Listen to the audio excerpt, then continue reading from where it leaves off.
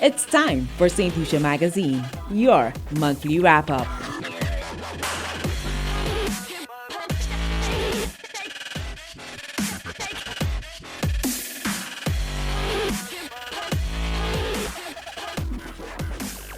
Hello and welcome to St. Lucia Magazine. This is the June 2024 edition. I am your host, Nival Auguste.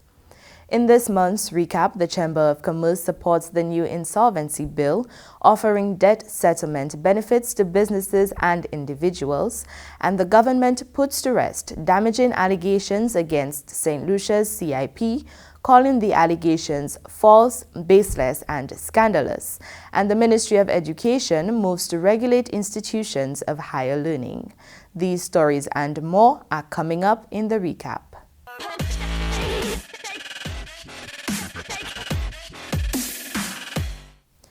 The St. Lucia Chamber of Commerce has voiced its support for the insolvency bill now before Parliament. The bill proposes numerous benefits to both the business community and individuals in managing and settling debt obligations effectively. It is expected to pass through its final stages in the House of Assembly later this year. More in this report from Glenn Simon. In recent weeks, the NCPC has held several stakeholder consultations with the legal fraternity, insurance and financial sectors, and the business community to update them and solicit feedback on the imminent enactment of the insolvency bill. In terms of powers, as I said, the trustee, be it government or otherwise, has a lot of powers built in to investigate, to engage in collection of assets, distribution of assets, and to ensure the system plays fair for both sides, creditor and debtor. Same with the insolvency supervisor, because they will have at their disposal a lot of tools to police trustees to make sure they're doing their job correctly. Nicholas Barnard, chairman of the NCPC, stated that the Office of Insolvency will serve as an arbiter, providing assistance to businesses and individuals negotiating proposals with lending institutions. With that arbitring agency that can help them, can mediate, I think it's a fantastic idea. I think it'll give businesses a lot of confidence. Going through difficult times, they know that there's a door that they can knock on. Again, I also think that the banks will actually appreciate that mediating agency, and it'll give them security too. Brian Luisi, Executive Director of the St. Lucia Chamber of Commerce, Industry and Agriculture, acknowledged the Chamber's support and active participation in discussions and consultations over the years, contributing to the formulation of the insolvency legislation from its initial concept to the current stage. The Chamber was one of those who, over 15 years ago, spoke about the issue of access to credit. And access to credit has two sides. It has the supply side, but also it has the demand side. The NCPC has launched a public education campaign to inform stakeholders and the wider public about the benefits and provisions of the insolvency legislation. For the National Competitiveness and Productivity Council, Glenn Simon reporting. The government has set the record straight on the operations of the Citizenship by Investment Program, CIP.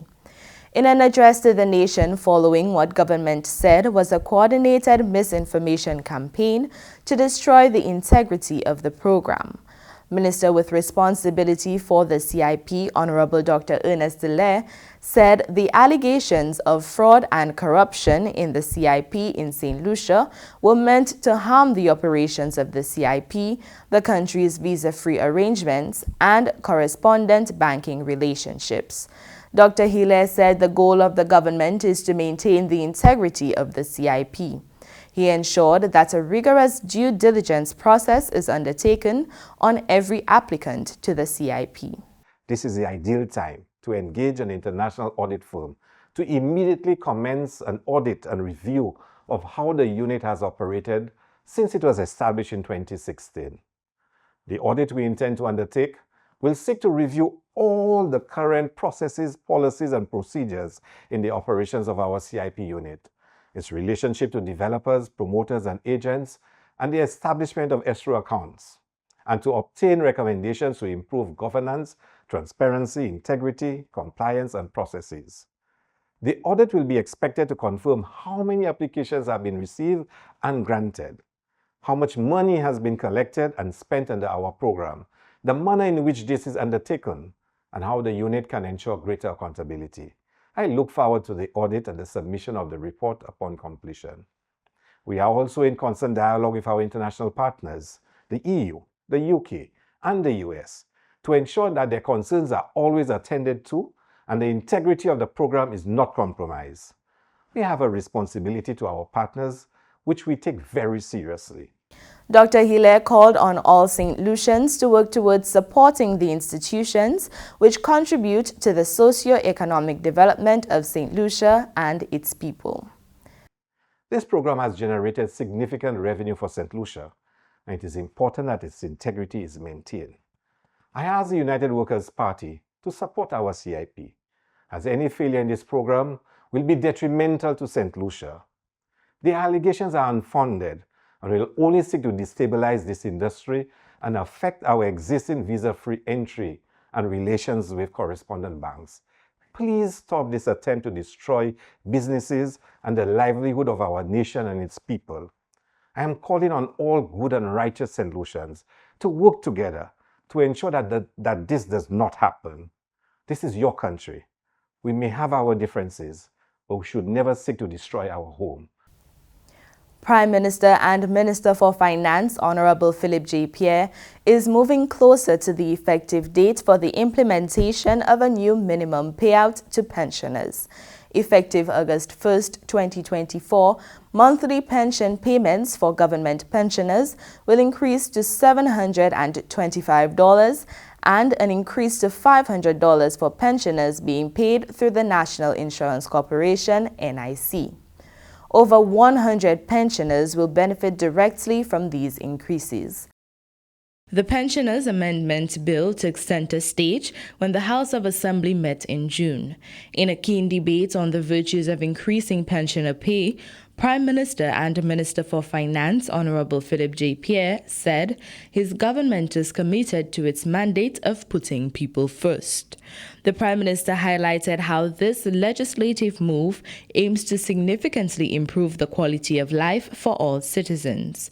The bill is a key part of the administration's broader social and economic agenda, which seeks to address long-standing concerns and provide better support for pensioners. We moved to give relief to mothers or to families by paying the facility fees for their children. Mr. Speaker, there are a series, and when the time comes, Mr. Speaker, we will outline the promises that we made as far as our election manifesto were concerned and how we have delivered on these promises, Mr. Speaker.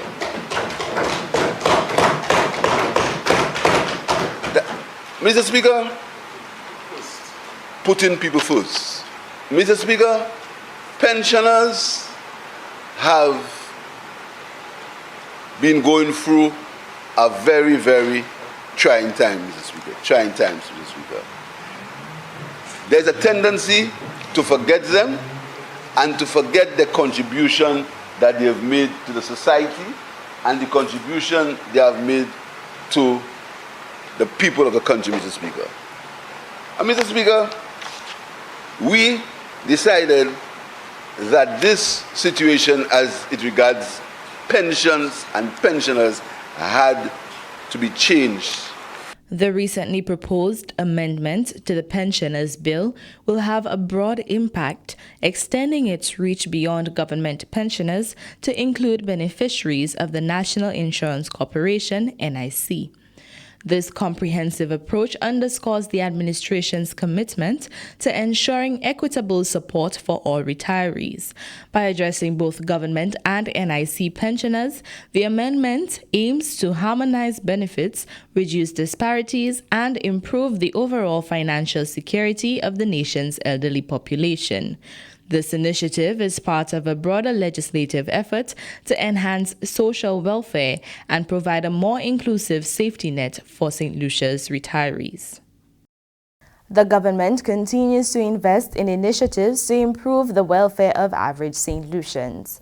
The reinstated Distress Support Fund, which benefits vulnerable households impacted by loss as a result of natural or man-made disasters, is being financed with an annual $1 million allocation from the Taiwanese government.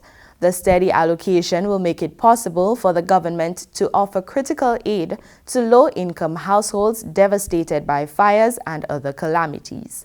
On June 3rd, Taiwan's ambassador to Saint Lucia, His Excellency Peter Chen, handed over an $800,000 disbursement to Saint Lucia, underscoring the fund's importance to helping citizens rebuild their lives. Riani Isidore tells us more.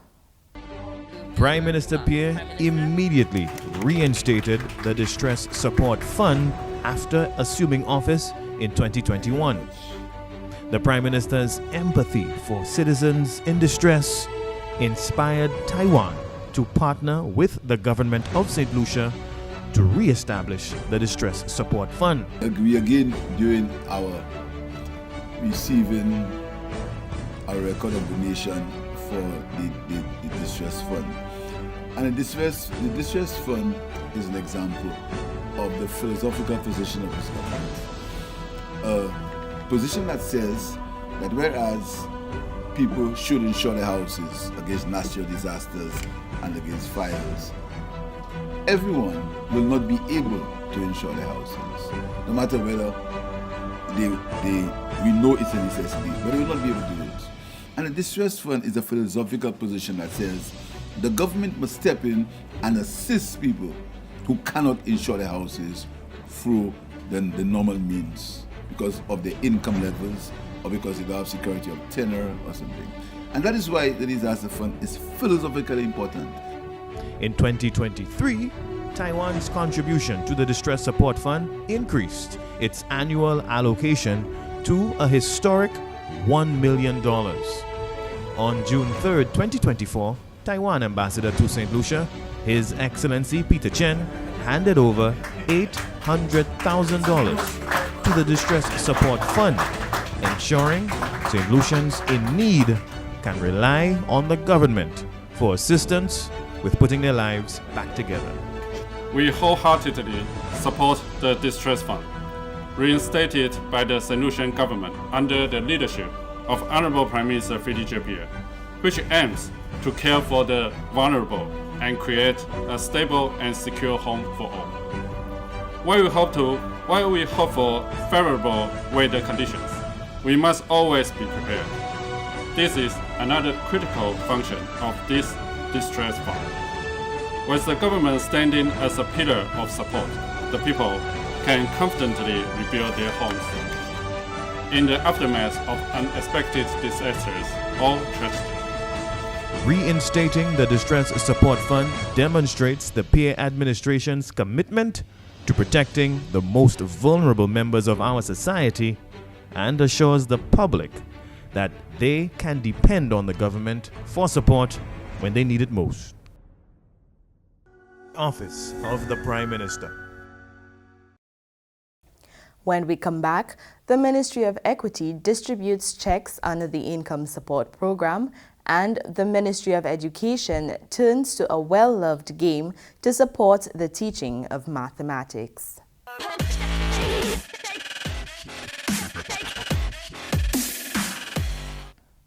Welcome back. Citing the long-lasting effects of the COVID-19 pandemic, the Ministry of Equity, Social Justice and Empowerment's Income Support Program is making remarkable progress in empowering vulnerable households nationwide. The program operates under the Safety Nets for Vulnerable Populations initiative. Chevroy Marius reports. Aligned closely with the mandate to uplift marginalized communities and spawn transformative change, the Ministry of Equity, Social Justice and Empowerment's Income Support Program, ISP, continues to make significant strides in empowering vulnerable households across the length and breadth of the country. Under the banner of the Safety Net for Vulnerable Populations initiative, the program aims to alleviate the hardships faced by individuals and households within the informal sector impacted by a prolonged repercussion of COVID-19 while ensuring a minimum standard of living. Honorable Joachim Henry, Minister for Equity, Social Justice and Empowerment, underscored the program's alignment with the ministry's mission during the budget presentation for the fiscal year 2024 to 2025. Additionally, the project holds firm to the mission of the ministry supporting equality and non-discrimination, endeavoring to ensure that no one is left behind while acknowledging social protection as a human right. The ministry's income support program not only addresses immediate financial needs, but also seeks to foster inclusivity and social justice within the St. Lucian society. Approximately 70% of the components of this project are completed. Mr. Speaker, I am pleased to announce that close to 3,000 persons who did not previously benefit from other income support initiatives have collected their one-time $1,500. Through cash transfers to displaced informal sector workers, the income support program is providing much-needed financial assistance to 4,900 households. The project is financed by the Inter-American Development Bank, IDB, and administered through the Caribbean Development Bank, CDB. From the Ministry of Equity, Social Justice and Empowerment, Chevroy Marius. The Organization of Eastern Caribbean States, OECS, commemorated the 43rd anniversary of the sub-regional group with a month of activities to mark the occasion. Under the theme, Advancing Together, Embracing Innovation for Sustainable Growth and Regional Integration, the Secretariat, based on the Mon Castries, coordinated activities aimed at fostering regional integration and sustainable development.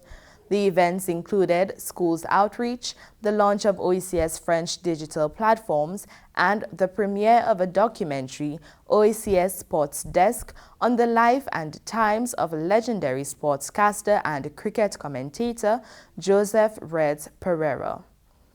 The month's activities culminated with the OECS Colors Day, where citizens of the sub-regional grouping were invited to wear the OECS colors of green, yellow, white, and navy blue.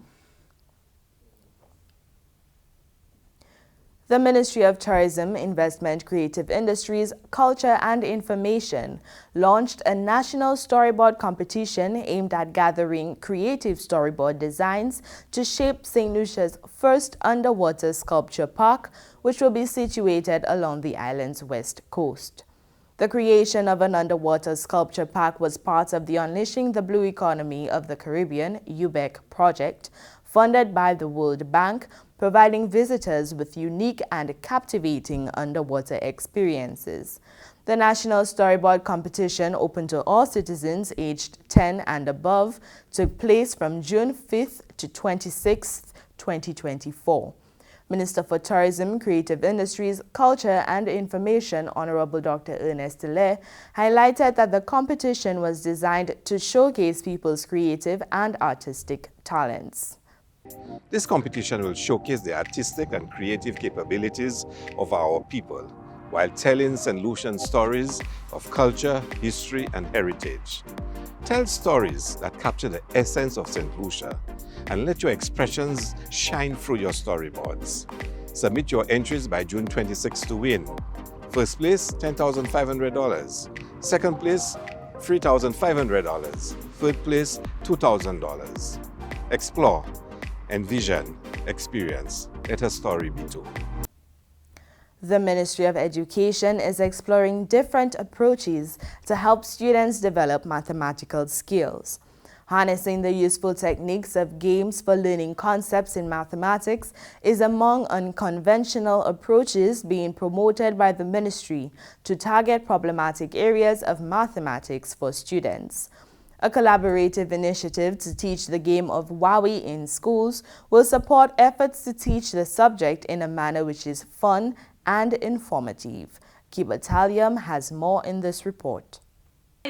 A push to introduce the traditional game of Wari to students island-wide is expected to marry entertainment and education while strengthening critical thinking. A successful workshop with students of District 2 formed an installment in a plan initiated by the Department of Education and the Monsignor Patrick Anthony Folk Research Center to familiarize students with the two-player game, which is believed to be centuries old. Players heavily depend on strategy and mathematical skill to secure a victory. One of the things that we thought would interest children and attract children are things that entertain and games. So we're looking at what are the games that we have in our heritage that will interest the students. And Wowie was the perfect game because it's a game of calculation. And that is educational as well. It's going to help the children with their calculations, their math calculations. Say, wow, this is the greatest thing because it's going to be entertaining and it's going to be educational. It's going to help them in their math. Students engaged in the challenge of play described the experience as one which may prove beneficial to their peers. When we come back, the Save Our Boys project is off to a good start and a variety of livestock breeds imported into the island to strengthen food security.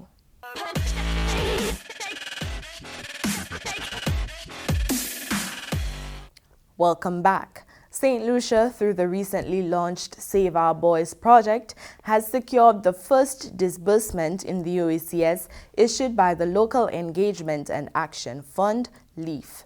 Kibatalium has more in this report.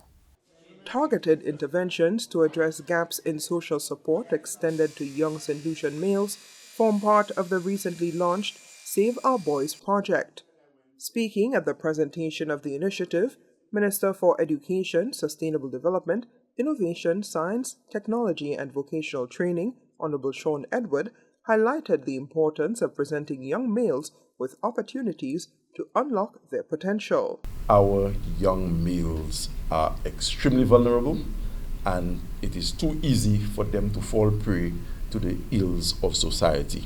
By investing in their futures, we are not only helping them as individuals, but also strengthening the fabric of our society. So any project, any initiative, whether it is spearheaded by the Ministry of Education that I lead, or any other agency of government that can accentuate the plight of the young male in society, I stand ready to provide support.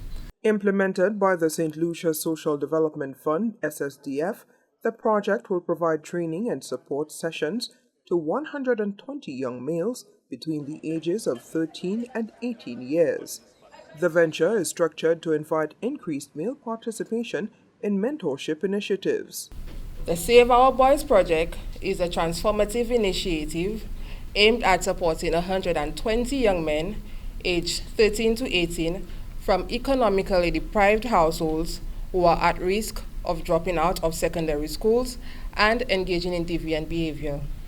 Our mission is clear: to address personal and family concerns by offering a range of psychoeducational activities that covers decision-making, emotional intelligence, life skills, mentorship, anger management, and behavior modification. Reflecting on the value of positive male influence on young men, the Education Minister says an increase in male role models is needed across all sectors, including the education system. Presently, 21.6% of St. Lucia's teachers are male. Structuring initiatives to meet the needs of young men, Minister Edwards says, remains paramount. Addressing beneficiaries of the project, he affirmed the support of the Government of St. Lucia for such efforts. Boys, I want to let you know that the Government of Saint Lucia cares a lot about you. We are spending quite a bit of money to ensure that we give you the direction. We can point you, in the direction that you need to travel to become productive citizens. We don't put a dollar value on your development. We do not put a dollar value on the amount of training that you would need. What we want more than anything else is that you will grow up and become useful men in society. You will become responsible fathers, you will become responsible leaders, and by so doing, St. Lucia will be a much better place for it. Minister for Equity, Social Justice and Empowerment, Honorable Joachim Henry, encouraged participants to immerse themselves in the project and strive for excellence. You may, for some reason or the other, had something to prevent you from doing well at secondary school, and my father and my mother broke up like you, and all of the stories that affect so many of us in our society. But it doesn't prevent us from making this contribution to the well-being of humankind. Funding for the Save Our Boys project is provided by the Local Engagement and Action Fund, LEAF grant mechanism under the Field Support Service project, which is subsidized by the Government of Canada. The LEAF supports local organizations in the Caribbean by strengthening capacity to address developmental issues, funding innovative and sustainable projects which benefit vulnerable sectors. From the Communications Unit of the Department of Education, Innovation, and Vocational Training, I am Kiba Taliam. The National Accreditation System, recently unveiled by the Ministry of Education, aims to ensure international standards of operation are met while reducing the risk of fraudulent activity committed under the guise of providing higher education opportunities. Kiba Taliam reports. Institutions of higher education operating in St. Lucia will now be subjected to an additional layer of scrutiny following the launch of the National Accreditation System. Implementation ensures students are able to be educated by institutions meeting internationally recognized standards of operation. With the multi-sectoral impact of education services, Education Minister Honorable Sean Edward reflected on the importance of upholding appropriate standards in training. As we are all aware, the absence of an accreditation council presents significant challenges for institutions, students, employers, and the entire education system regarding quality assurance, credibility, market competitiveness, international recognition, workforce development, and most importantly, fraud prevention, or what sometimes we loosely refer to as scamming. NAC underscores St. Lucia's commitment to nurturing a robust, transparent, and highly sought-after education system. By holding our educational institutions and training providers to the highest standards, we are not only elevating the quality of education, but also fostering the overall development and competitiveness of our nation. In excess of $300,000 in funding was allocated by the Government of Saint Lucia and directed toward the establishment of the National Accreditation Council, NAC, in an effort to further improve standards in education.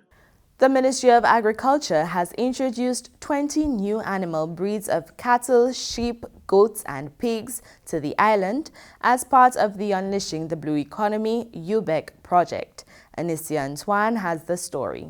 Fulfilling one of the actions under the Contingent Emergency Response component of the Unleashing the Blue Economy of the Caribbean UBEC project, the Ministry of Agriculture, Fisheries, Food Security, and Rural Development has landed 20 new animal breeds onto the island as part of the ongoing strategy to enhance and diversify the quality of agricultural produce available to local farmers. These breeds, sourced from various states across the United States of America, include cattle, sheep, goats, and pigs, and were chosen for their resilience and ability to acclimatize to the island's tropical conditions.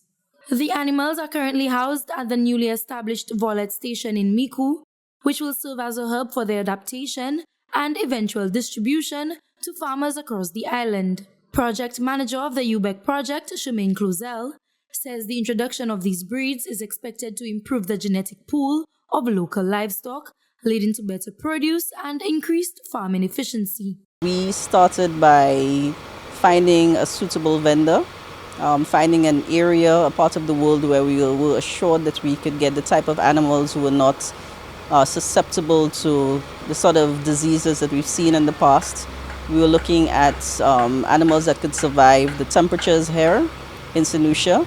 So we eventually found a ranch in the US that provided support. They were able to identify pigs, cattle, sheep, and goats, and help our own team to visit these farms, identify them, pick them out, house them in quarantine for a while before they were eventually brought to St. Lucia. This morning we saw them inspected and offloaded and now being installed at the facility here in Vollet. Minister for Agriculture, Fisheries, Food Security and Rural Development, Honorable Alfred Prosper, in highlighting the importance of this undertaking, says the Agriculture Ministry is committed to providing farmers with the best resources to enhance their productivity and livelihoods. As he explains, an artificial insemination lab will be commissioned in the coming weeks to propagate these breeds, enabling controlled breeding and ensuring that a rapid expansion of high-quality livestock varieties are readily available to farmers across the island. I must say I'm very happy with what I saw, what I've seen so far.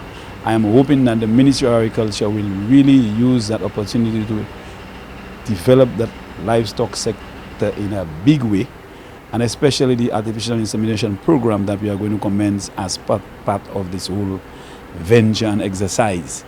I am hoping that we'll do the best we can to begin a launch or to launch this agricultural station in a big way, to be able to boost and work together with our livestock farmers in terms of boosting our food security.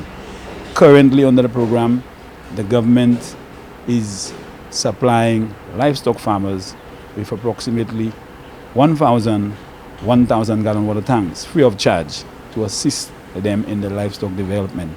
So this ministry is moving in a direction that is very critical, very important for the sector, very important for the development of St. Lucia, especially when it comes to food security.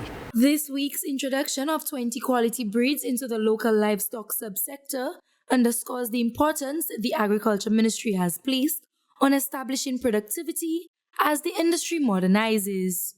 From the Communications Unit of the Ministry of Agriculture, I am Anicia Antoine reporting. The Government of Saint Lucia has inaugurated a new wooden jetty in Micoud, ensuring safer and more efficient landings, improving working conditions, and overall safety to the fishermen, as well as a new washroom facility. More in this report from Anicia Antoine. The Government of Saint Lucia has inaugurated a new jetty in Micoud, providing relief to fishermen who have struggled with the pervasive sargassum seaweed along the shoreline. The thick layers of sargassum had created considerable difficulties for fishermen who previously had to wade through the dense seaweed to bring their boats ashore. The new wooden jetty promises to streamline this process, providing safer and more efficient landings. Along with the jetty, a washroom facility was also unveiled, ensuring hygiene and comfort for the fishermen and the wider community. Minister for Agriculture, Fisheries, Food Security and Rural Development, Honorable Alfred Prosper, says this is a great achievement for fishermen in Micoud, as the new infrastructure will significantly improve the working conditions and overall safety, enhancing the livelihood of the fisherfolk. Today I'm very excited and very happy for our fishers that the challenges in the past where they had to move manually their gas and other equipment that they need for fishing. They had challenges, they had to go in the water very early in the morning, and just imagine a fisher has to leave port 5:30 in the morning sometimes. Sometimes they go to the flats very early in the morning and they had to swim to take their equipment to the boats.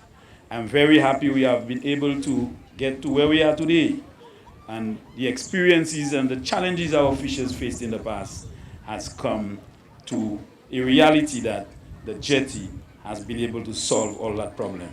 The event saw a gathering of community members, government officials and fishermen, all of whom expressed their gratitude and optimism for the future. Prime Minister of Saint Lucia, Honorable Phillips J. Pierre, emphasized the importance of supporting local livelihoods, stating the jetty is more than just a structure, it is a vital support for our fishermen who contribute so much to the economy and culture. I want to thank the fisher people and the people of Micoud for being patient with us. For being patient, having to wait for this necessity. They were patient. I want to thank them. And I want to say, as the Minister of Agriculture says, there are many, many, many, many more things for the fisher people in this country and for the farmers of St. Lucia. The government's proactive approach to addressing challenges in the fisheries sector, exemplified by the new jetty in Micoud, ensures that St. Lucia's fishing villages continue to thrive amidst natural challenges through sustainable solutions in agriculture and fisheries. From the Communications Unit of the Ministry of Agriculture, I am Anicia Antoine reporting. Still to come, local footballers are free to hone their skills with players now elevated to semi-professionals, and the Darren Sammy Cricket Ground light upgrade for the staging of the ICC T20 World Cup.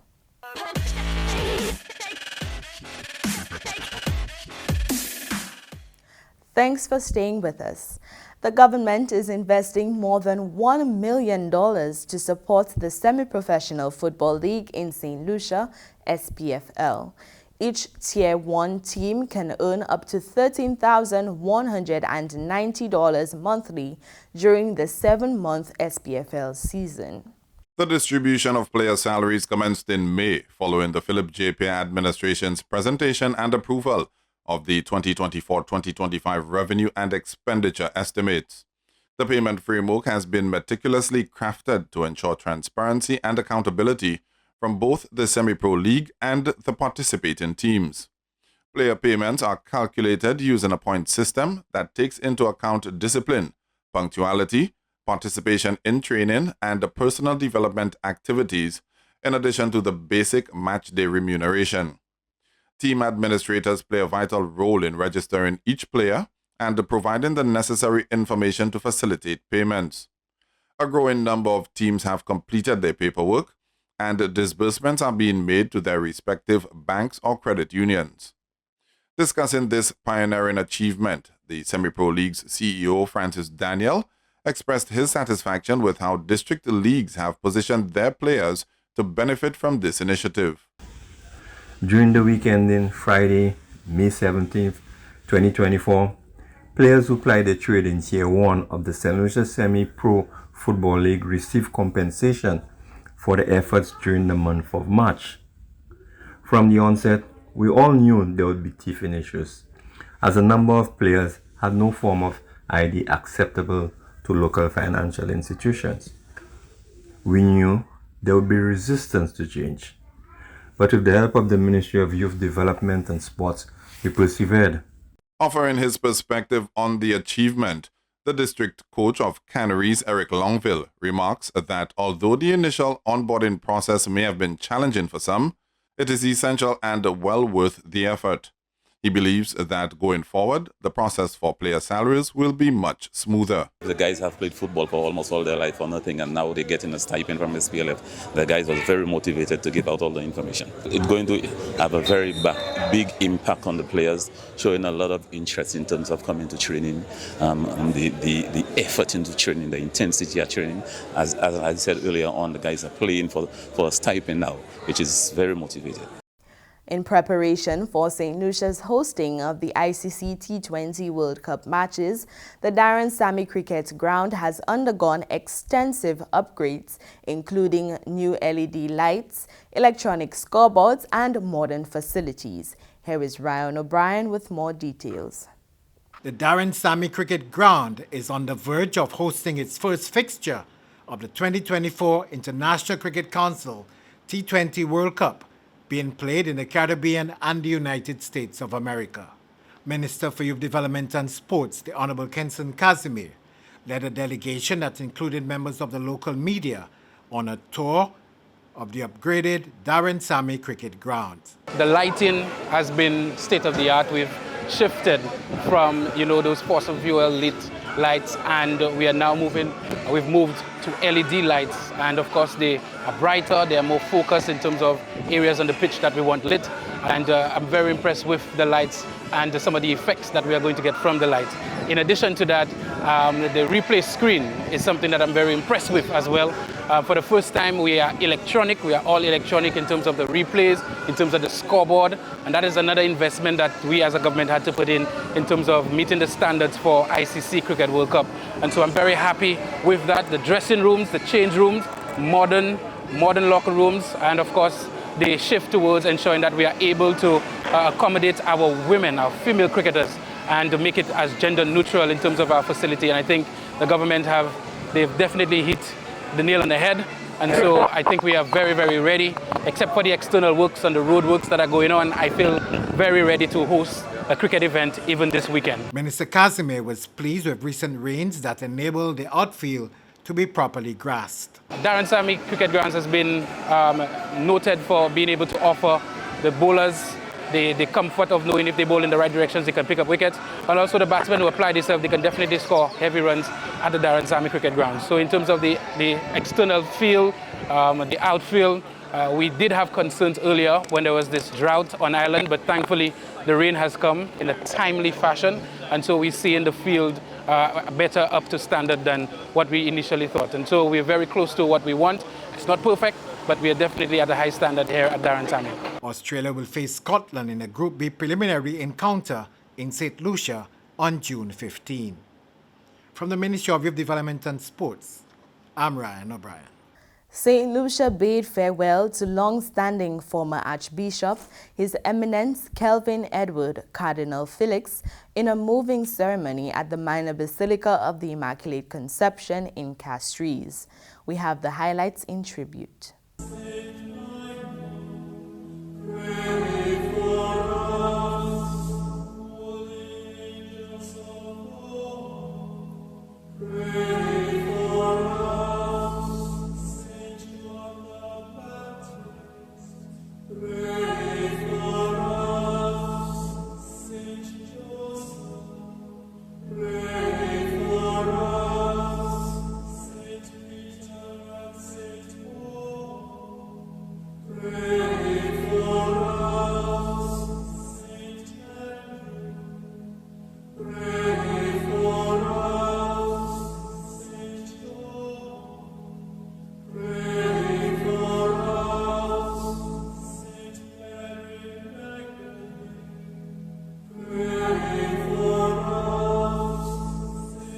I send prayerful condolences to you, the clergy, religious and lay faithful of the Archdiocese, as well as to the Church in the West Indies, recalling with deep gratitude the late Cardinal's many years of dedicated episcopal ministry in Saint Lucia, especially his efforts in fostering the education of young people and his contribution to the Church throughout the Caribbean.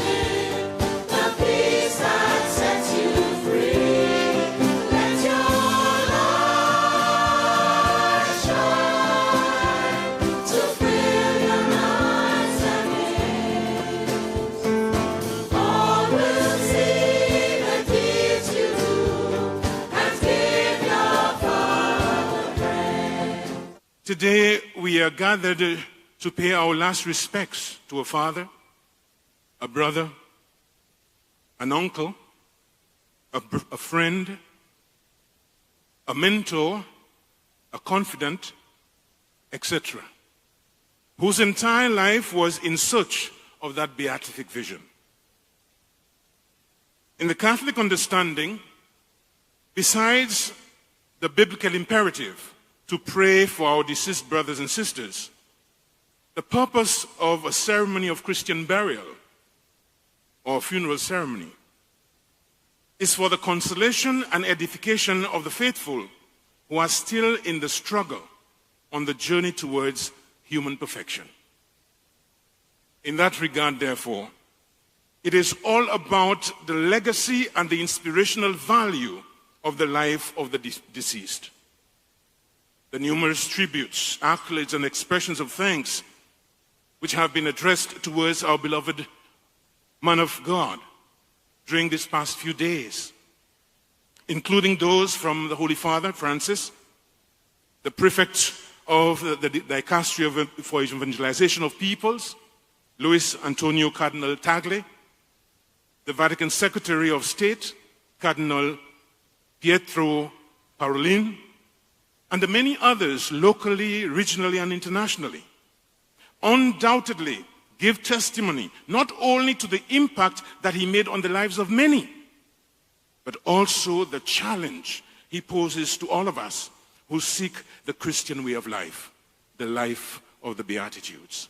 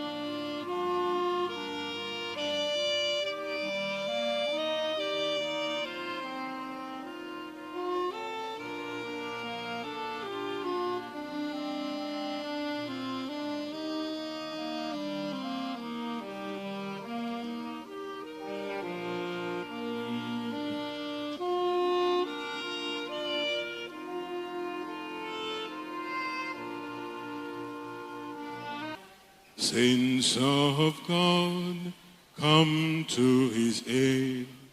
Hasten to meet him, angels of the Lord. Receive his soul and present him to God the Most High. May Christ to call him to himself. May angel lead you to Abraham's side. Receive his soul and present him to God the Most High. That concludes this month's edition of St. Lucia Magazine, your monthly wrap-up. A huge thank you to all who contributed to the production of this program, the National Television Network, GIS team, and the communication officers in the various ministries. Thank you for joining us. Be sure to join us again next month for the next episode of St. Lucia Magazine on NCN Channel 122 and all Government of St. Lucia's social media platforms. I am Nivalo Geist, and until next time, stay informed and stay tuned. It's time for St. Lucia Magazine, your monthly wrap-up.